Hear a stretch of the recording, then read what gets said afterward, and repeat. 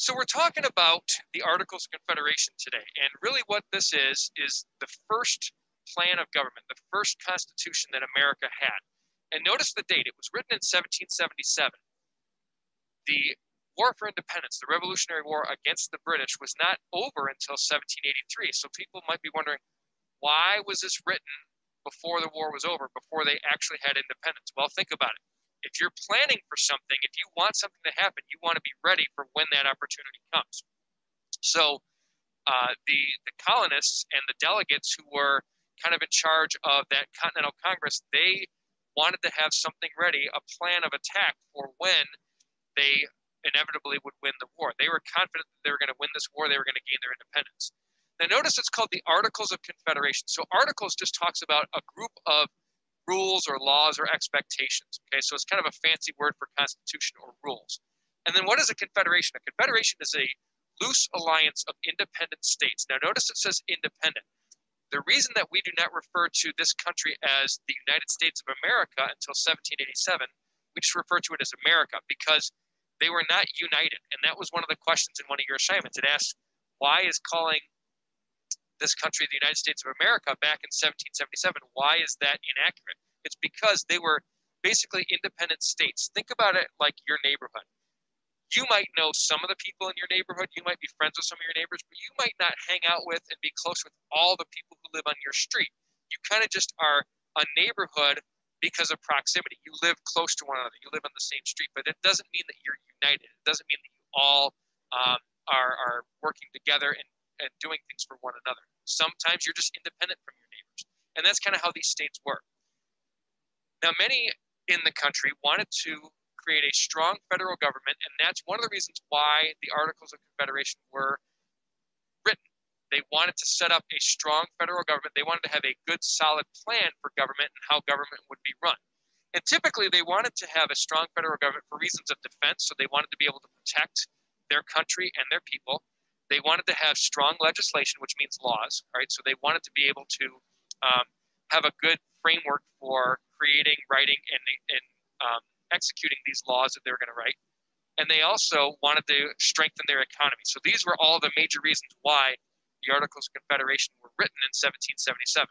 They also had the plan of uniting the colonies. They knew that they were kind of loosely organized and they were independent from one another. So their goal was to unite the colonies, but that didn't really happen under this first constitution. We'll talk about why.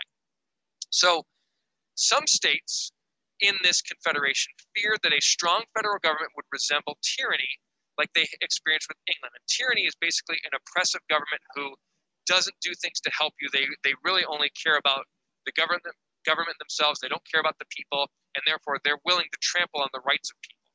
And a group called the Anti-Federalists were really the ones who spearheaded this idea of limited government, and they wanted to create a weak federal government, strong enough to protect the people, but not strong enough to trample on their rights. So in trying to avoid an England Part 2, they created a legislative Congress, a representative Congress, to make the laws and create the laws for this new country. Another strength that was written in these Articles of Confederation was it gave Congress the power to declare war and also to declare peace or to negotiate peace if a war breaks out, and appoint military officers and try and create a military, so to raise an army. The problem was, where would they get their army from? They would have to go to each of the states and ask, hey, do you have any soldiers who would be willing to fight for us if we need to go to war? And many of the states, again, were not united. So they said, we're not going to spend our money and give our soldiers to protect Massachusetts, who might be thousands of miles away. We're just going to protect the people of South Carolina. And Virginia said, we're just going to protect the people of Virginia, and so on and so forth. So it was very difficult to create a national army, which made them susceptible to attack, and it made them somewhat weak in the early going. Now, those were two of the quote-unquote strengths. There were a lot more weaknesses in the Articles of Confederation than anything else. Okay? So think of buying a house, and the house has a really nice basketball hoop in the backyard. And, you know, the driveway is good to shoot baskets and whatnot, to play ball.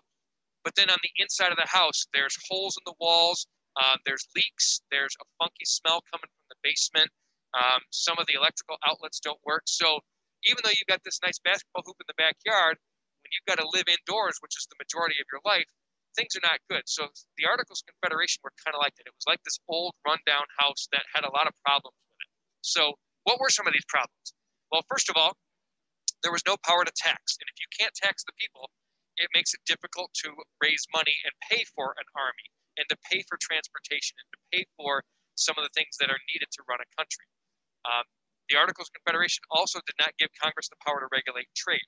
So if two states had a disagreement on how they were going to buy and sell and trade products, who was going to determine that? There was no power for Congress to step in and control that. There's also no president. All right, so think about it. When you have an issue with a sibling or with a peer, you might go to a parent or family member, or in school you might go to a teacher or a principal, some staff member, and say, hey, I think it should be this. This person's doing this. I think that they're wrong. I think that I'm right. Can you let us know what we should do?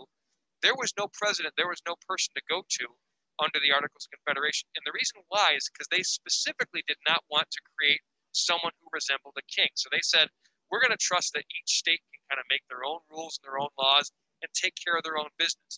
But if two states had a disagreement, who would you go to settle that dispute?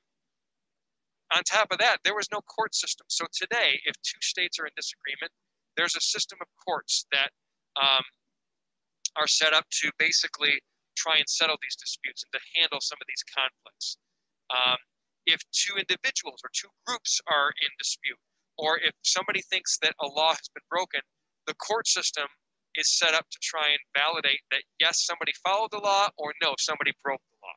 Under the Articles of Confederation, this first plan of government, there was no court system. So any sort of conflict, it was kind of just you deal with it yourselves. And think about it, if it's you and your 12th grade brother or sister, chances are if your parents say you figure it out amongst yourselves, I'm guessing that you might lose that battle, right? So with no courts, there was a lot of dissension. There was also limited federal power, and a limited federal government was a problem if there got to be any sort of tension or fighting between the people.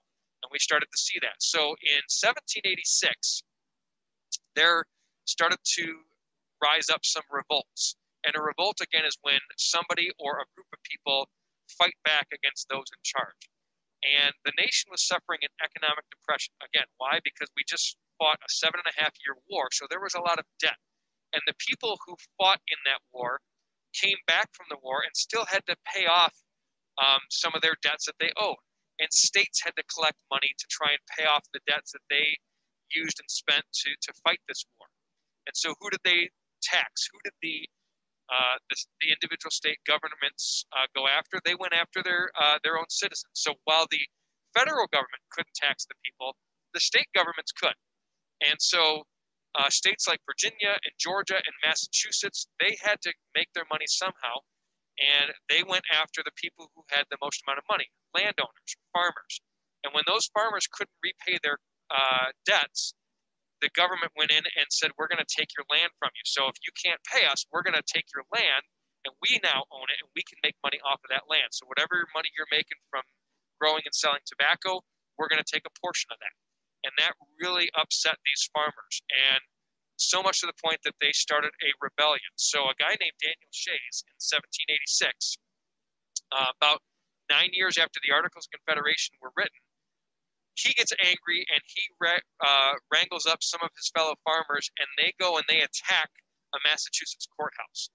They burn it down, and they basically say, you're not going to take our property from us, okay?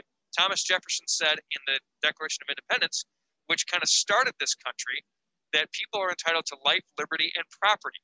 And my land is my property, and even if I can't pay the money right now, it's not because I don't want to, it's because I can't. You can't take money from somebody who doesn't have any, just like you can't get water from an empty bucket. So Daniel Shays and his fellow angry farmers set out and cast a rebellion, and they revolted against the Massachusetts courthouse.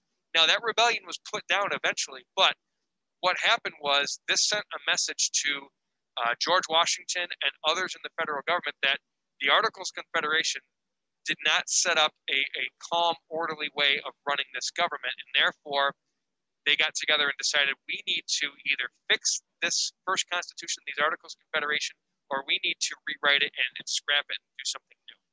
Okay? So if the country was going to prosper, if the country was going to be successful, they needed to fix this big weakness and this big problem that was the Articles of Confederation.